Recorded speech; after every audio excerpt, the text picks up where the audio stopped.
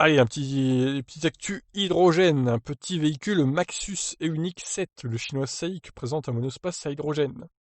Ah, ça fait longtemps qu'on n'avait pas parlé d'hydrogène. Alors qu'il va commercialiser d'ici la fin de l'année un minivan à hydrogène, le Maxus e-unique 7, le constructeur chinois SAIC compte présenter une gamme complète de camions et de bus à hydrogène dans les mois à venir.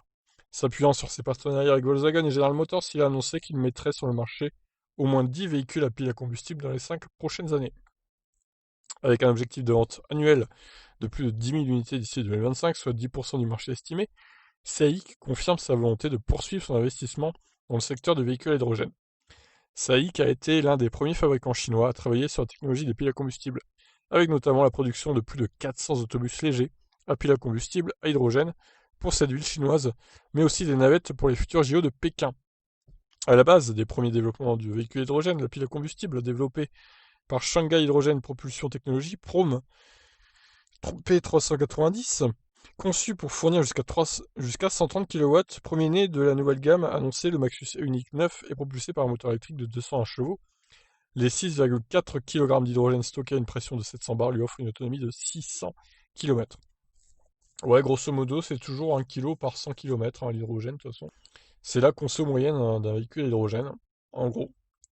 Plus ou moins 0,1 ou 0,2, quoi.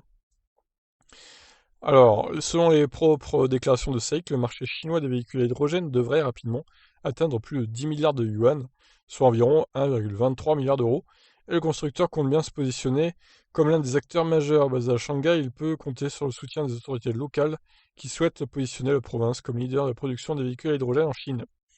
La ville de Shanghai a d'ailleurs commandé les bus légers à hydrogène SAIC. Entre autres, 20 stations de ravitaillement en hydrogène doivent également être construites dans la ville. Le gouvernement chinois devrait également prochainement annoncer des aides pour soutenir le développement des véhicules à pile à combustible sur l'ensemble du territoire. Bon, ben voilà. Alors, vous savez ce que j'en pense de l'hydrogène pour l'instant. Pour moi, c'est pas une solution d'avenir, même si je pense que dans 5-6 ans, peut-être que l'amélioration de la production, la baisse des coûts de l'hydrogène fera que les véhicules seront moins chers, que le prix du kilo d'hydrogène sera moins cher, parce que je rappelle quand même qu'il est autour de 11 ou 12 euros le kilo d'hydrogène, sachant que vous avez dit qu'il faut 1 kilo pour faire 100 km, le calcul est facile, ça fait 12 euros au 100 environ. Donc c'est plus rentable de rouler en essence ou en diesel, clairement, et les véhicules sont bien moins chers. Donc l'hydrogène, pour l'instant, c'est une fausse bonne idée, mais je ne doute pas que dans 5-6 ans, la technologie aura bien progressé et qu'il y aura des véhicules compétitifs. Après, moi, je pense que je préférerais quand même les véhicules à batterie, puisque tout simplement, on peut les recharger chez nous.